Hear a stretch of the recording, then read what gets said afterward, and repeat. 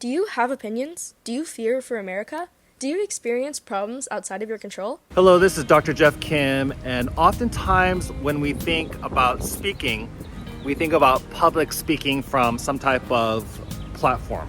And yes, that's an important skill to know.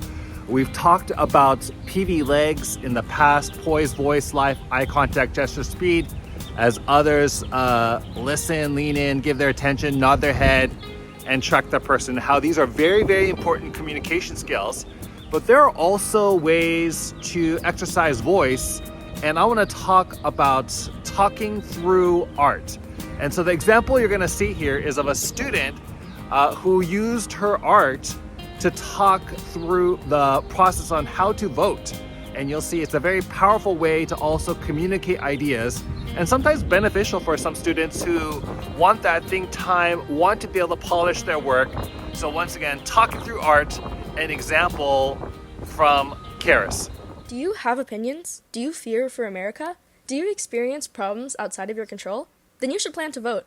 Hello, I'm Charis, and this is my passion project. So, why should you vote?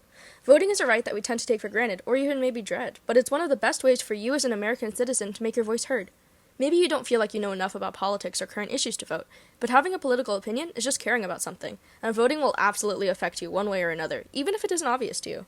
As my passion civics teacher, Miss Wilkerson, has said, it only affects school start times, financial aid for college, the water supply, healthcare, education, taxes, minimum wage, fairness in hiring, pay equity, job security, workplace safety, health insurance, social security, media care, law enforcement, crime prevention, traffic patterns, roads, bridges, infrastructure in general, insurance in general, the military, foreign relations, food, drugs, alcohol, marijuana, currency, lending laws, parental leave, funding for medical research, Space Force, fire services, and so on and so on. You get my point. Voting affects us. Voting also gives you the right to complain. If you voted and it didn't go your way, that's okay, but if you didn't even vote in the first place, you don't have a right to complain about how it went. And bonus reason, when you vote, you get a sticker. I mean, do you really want to be the sad fool with no sticker? Thought so. With that out of the way, if the reason that you're still hesitant to vote is because it seems too difficult, you've come to the right video. Let's break down the steps a little bit. So, how do you vote? First, you have to register.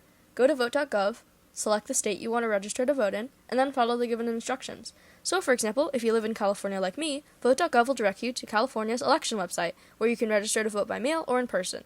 It also shows you the registration deadlines and whether you're registered to vote. Once you register, you're set to vote in all state and local elections. You only need to re-register if you change your name or your political party. Now that you're registered, it's time to go cast your ballot. So, to cast your ballot in person, you need to go to your polling place on Election Day. How you find your polling place will vary based on your state, as some states offer online services that help you look up your local voting site, and others list the contact information for your local election officials. For example, California offers both a list of contacts and an online search of polling location based on address. Find out your polling place's hours and choose a time to be there. Luckily, on the day of, if your voter registration doesn't seem to be showing up, you can ask for a provisional ballot, which is a temporary ballot that will be counted after verifying that you are an eligible voter. This is required in all states, so no matter where you live in the US, this is applicable. Then you go into a booth and fill out your paper ballot. If you have any questions, you can always call over a poll worker to clear anything up. Then you voted. Nice job! Okay, but what if you don't want to wait in a line on Election Day? You can also cast your ballot through the mail. As long as you're registered, you'll receive a mail-in ballot, which you can fill out instead of going in person. You can also go to your county elections office in person to receive one. To submit your vote, you can 1. Mail it to your county elections official, 2. Bring it to any polling place within the state by 8 p.m. on Election Day, or 3. Drop it at a ballot box within the state. If you change your mind on Election Day and decide you want to vote in person, that's okay. You can also bring your unused ballot to your local polling place between 7 a.m. to 8 p.m. on Election Day and give it to a poll worker, who can exchange it for an in-person ballot.